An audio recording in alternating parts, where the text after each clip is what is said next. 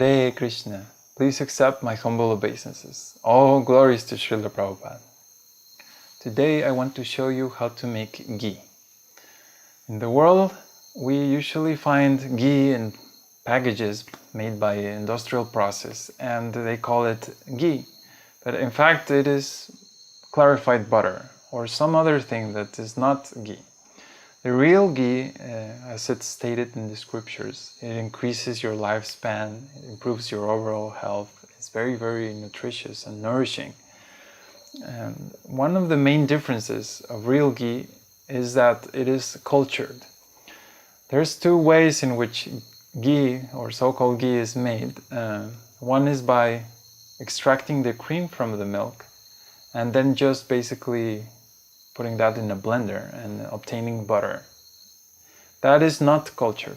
Because it's not cultured, it doesn't have the medicinal property. When we take milk and then put that or transform that into curd, which is different from yogurt, when we take that curd and churn it, we obtain the butter and buttermilk. That butter is cultured. It has been transformed, the milk has been transformed by bacteria into curd and then into butter. That butter, when it is further processed or the water is removed, then we obtain ghee. That ghee has all those nice qualities that are mentioned in the scriptures. Because the churning process cannot be done so easily by a big blender in industrial process, most industry today, they just use what they call a cream separator and just take the cream out of the milk, churn that, and call it ghee. So it is very, very important that you do this on your own from raw milk. I'm going to show you the whole process from just the raw milk from the cow, how to process all the way from milk to curd, from curd to churning into butter and buttermilk, and from there to ghee. The buttermilk that you will obtain from that process is also extremely delicious. When you offer this ghee and buttermilk to Krishna, Krishna will be very, very pleased, and you will taste a very, very different result from what you're used to when you buy so-called ghee in the store. Many people also will say, just buy butter in the store and then melt that and remove the water, and that's ghee. It's the same problem because that butter was actually not made by culture. So then you're not actually tasting or getting all the benefits that you're supposed to get. There are also other details that I will describe in the description of this video. So please read along, and hopefully the process is very clear, and if you have any questions, please add in the comments below.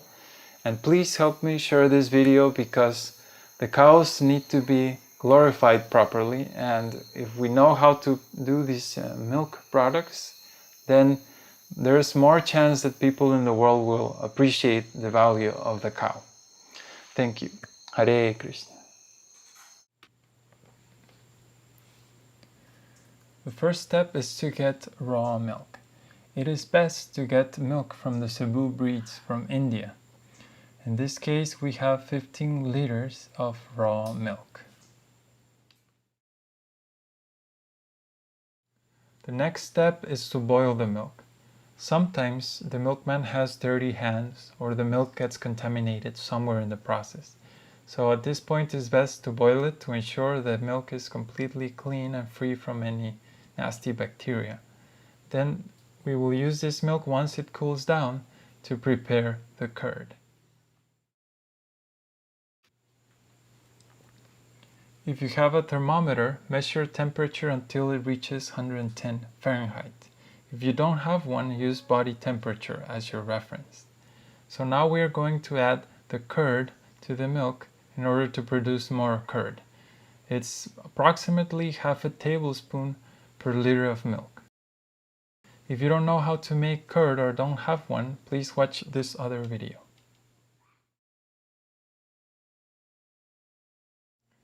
After waiting 8 hours, more or less, according to the weather, you should see that the whole milk has turned into curd.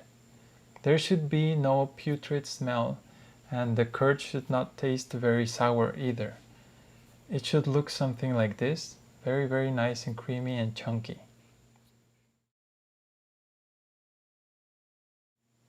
The next step is to churn the curd. This is a churning machine that we got from Europe. It is important that the churning machine, or whatever you use to churn, rotates in both ways, clockwise and anti-clockwise, because that will keep the curd cool. So then you add all your curd. In this case we can put at most 6 liters, 5-6 liters. So we put all that we can and we start churning. It is very important that the curd is cool, even better if it can be fully cold from the fridge. The reason for this is that butter is very creamy at room temperature, but when it's colder it's more solid. So as you churn, it's easier to separate the butter from the buttermilk. Once the churning is finished, you should see that the butter separates from the buttermilk. In this case, everything that you see on the lid is butter, and also the chunks that are floating on the buttermilk. Because the butter is still very creamy, what we're going to do is add a little cold water, and this will help the butter become a little more solid. And it should make it much easier for you to take the butter out. Everything else that's left in there is called buttermilk. This buttermilk is actually a very interesting substance. It has the consistency of yogurt and is very creamy. It should not be very transparent. It should be almost like creamy yogurt. It is also very tasteful, and you can offer that to Krishna already. But we are still not finished with the process of making ghee. So now you see everything is collected very nicely with the help of cold water, and we can take it out very easily. Try to remove any extra buttermilk in the butter, because this will help you reduce the cooking time for the ghee. And this should be the result, nice and creamy butter.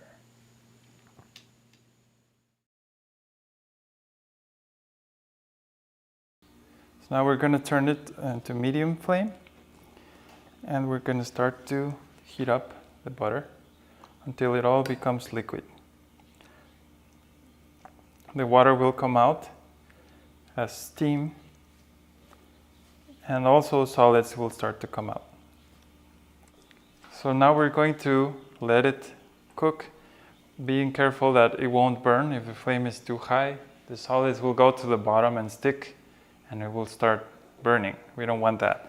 So we leave it cooking like that until it starts to clear up and foam will form on the top. We'll have to scrape that out slowly without stirring the whole thing. And then always be careful not to burn.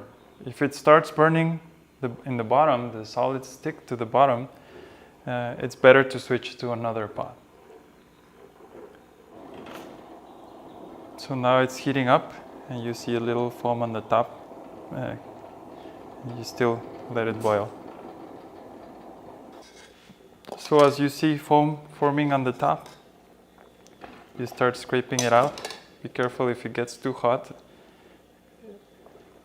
You have to lower the flame. And then just basically scrape that white foam out.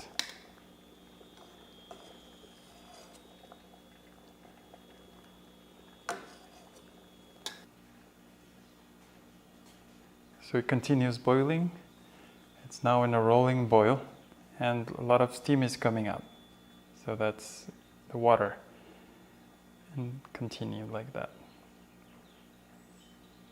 It has been cooking now for about 30 minutes, and I've been skimming off some of the foam that forms on the top, especially in the beginning because it had more water.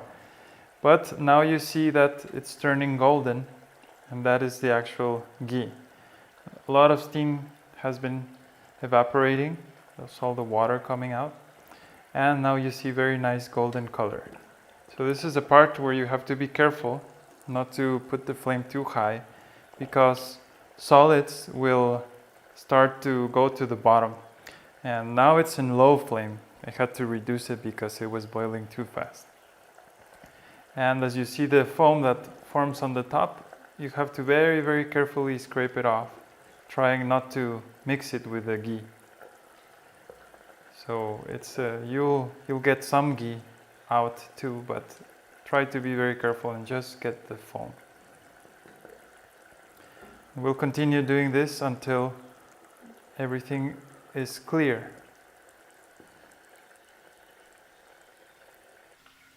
Okay, so now I've been skimming off the butter for another 10 minutes, and all the butter has become very clear. Now it's turning into ghee, and now it's so clear that I can see the bottom. And in the bottom there's several solids that are stuck, and they're a little brownish. So this is the right time to now filter it through the coffee filter. And if there's any remaining solids, just skim them off. One thing is important, that it might start bursting sometimes, so you need to have a colander or something to protect. If you're skimming, you don't want to get burnt, so you can do like this and then just skim. So now we're going to do the coffee filter to obtain the pure ghee. Before there were no coffee filters, so you would have to do this and put it in another pot and then repeat the process. But coffee filter is really cheap and it's very easy to get, so we're going to use that today. So now, very carefully, this is hot ghee, so it's very dangerous. You have to be very careful to pour the ghee through the strainer into whatever recipient you have. And just be very, very careful. This is very hot.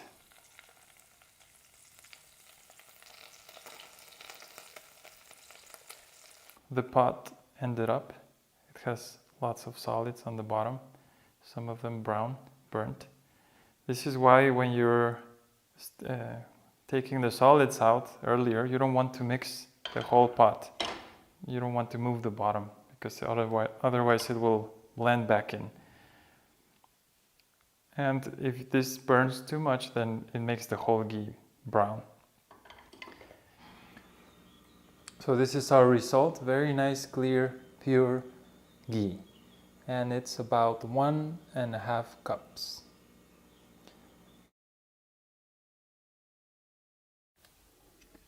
And now we are offering our fresh made ghee in a lamp to Krishna.